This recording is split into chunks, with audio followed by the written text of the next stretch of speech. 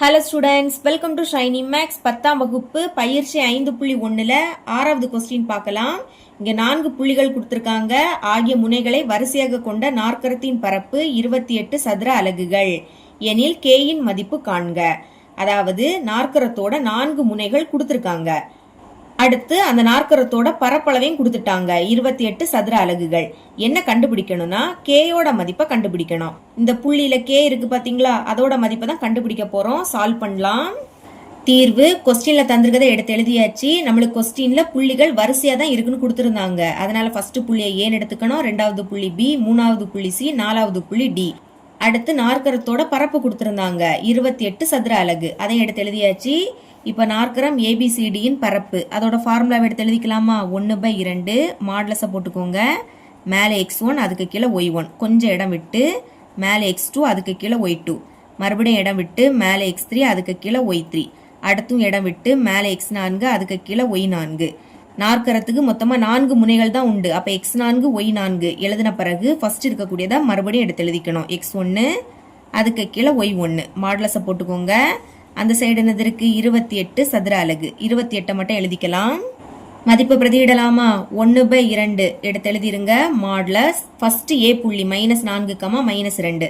-4 மேலே எழுதிக்கணும். கமாக்கு அடுத்து இருக்கக்கூடிய -2 அதுக்கு கீழே எடுத்து எழுதிக்கணும். ரெண்டாவது பி புள்ளி -3, கே. -3 மேலே எழுதிக்கணும். கமாக்கு அடுத்து இருக்கக்கூடிய கேயை கீழே எடுத்து எழுதிக்கோங்க. மூணாவது சி புள்ளி 3, -2. 3 மேலே எழுதிக்கணும். கமாக்கு அடுத்து இருக்கக்கூடிய -2 கீழே எடுத்து எழுதிக்கோங்க. 4வது டி புள்ளி 2, 3. 2 மேலே எழுதிக்கணும். கமாக்கு அடுத்து இருக்கக்கூடிய 3 கீழே எடுத்து எழுதிக்கணும். தந்திருக்கக்கூடிய 4 புள்ளிகளையும் எடுத்து எழுதின பிறகு ஃபர்ஸ்ட் இருக்கக்கூடியதை மறுபடியும் எழுதிக்கணும். மேலே -4, அதுக்கு கீழே -2. மாடுலஸை போட்டுக்கோங்க. அந்த சைடு 28. 1/2 அதை அப்படியே எடுத்து எழுதிக்கணும். நம்ம மதிப்பை பிரதியிட்டனால ஸ்கொயர் பிராக்கெட் போட்டுக்கிட்டு உள்ள இந்த பிராக்கெட்டை ஓப்பன் பண்ணிருங்க. மேலே இருந்து கீழே பெருக்க போறோம். -4ஐயும் கேயையும் பெருக்கலாம். பெருக்கும்போது ஒரு மைனஸ்னா அது அப்படியே வந்துடும். 4ஐயும் கேயையும் பெருக்குனா 4 × கே. அடுத்து 2 6. இங்க 2 மைனஸ், பெருக்கும்போது 2 மைனஸ்னா பிளஸ் ஆயிடும். ஒரு மைனஸ்னா அப்படியே வரும். 2 மைனஸ்னா பிளஸ் ஆயிடும். 3 2 பெருக்குனா 6. இனி 3 9, ரெண்டுமே பிளஸ் குறியீடுல இருக்கு, அதனால +9. அடுத்து 2 4, ஒரு மைனஸ், அதனால -4. இப்போ மேலே இருந்து கீழே பெருக்கியாச்சு. இனி கீழே இருந்து மேலே பெருக்க போறோம். அப்போ மறக்காம மைனஸை போட்டுட்டு பிராக்கெட்டை ஓப்பன் பண்ணிடணும். பெருக்கலாமா? 3 6, இங்கே 2 மைனஸ், அப்போ +6. இனி கேயையும் 3ஐயும் பெருக்குனா 3k கிடைக்கும். ரெண்டுமே பிளஸ்ல இருக்கு, அதனால +3k. அடுத்து 2 4, ஒரு மைனஸ், அதனால -4. இனி 3 4 12, இங்கே ஒரு மைனஸ், அப்போ -12. பிராக்கெட்டை க்ளோஸ் பண்ணிருங்க. அந்த சைடு 28. இனி அடுத்த ஸ்டெப்ல 1/2 அந்த சைடு கொண்டு போகலாம். இப்போ பிராக்கெட்டுக்குள்ள இருக்கிறத மட்டும் சால்வ் பண்ணலாம். -4k அதை அப்படியே எடுத்து எழுதிக்கோங்க. இது ரெண்டுமே பிளஸ்ல இருக்கு. கூட்டும் போது ஒரே குறியீடுனா அதே குறியீடை போட்டு கூட்டணும். ரெண்டுமே பிளஸ், அப்ப பிளஸ் போட்டுட்டு கூட்டிருங்க. 6ஐயும் 9ஐயும் கூட்டினா 15. இனி இது பிளஸ், இது மைனஸ், வேற வேற குறியீடுல இருக்கு. அப்ப கழிச்சு பெரிய எண்ணோட குறியீடை போடணும். கழிங்க. 15ல இருந்து 4 கழிச்சா 11. பெரிய எண் 15, அதோட குறியீடு பிளஸ், அப்போ +11.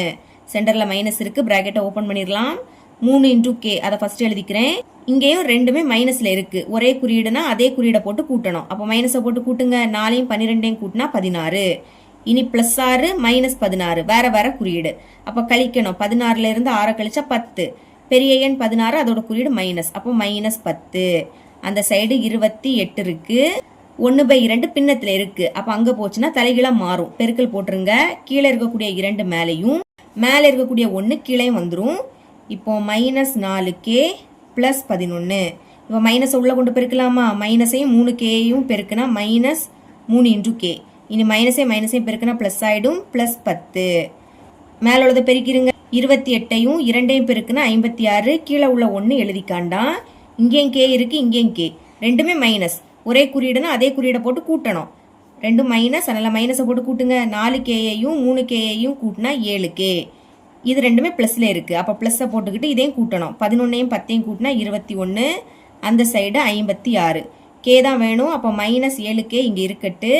அங்க 56 இருக்கு. +21 இங்க வந்துன்னா -21. கழிங்க. 56ல இருந்து 21 கழிச்சா 35. கேயோட மதிப்பு தான் வேணும். அப்ப கேயை மட்டும் வச்சுக்கலாம். -7 பெருக்கல்ல இருக்கு. இங்க வந்து வகுத்தல மாறும். அப்போ பைக்கு கீழே -7 எடுத்து எழுதிக்கலாம். ஒரு மைனஸ், அதனால அந்த மைனஸ் அப்படியே எடுத்து எழுதிக்கணும். இனி 7ஆம் வாய்ப்படி கேன்சல் ஆகும். ஒரு 7 7, I7 35. மேலே பாக்கி 5 இருக்கு, கீழே 1ன்னு எழுதிக்க வேண்டாம். இதுதான் கேயோட மதிப்பு. இவ்வளோ தான் இந்த சம்.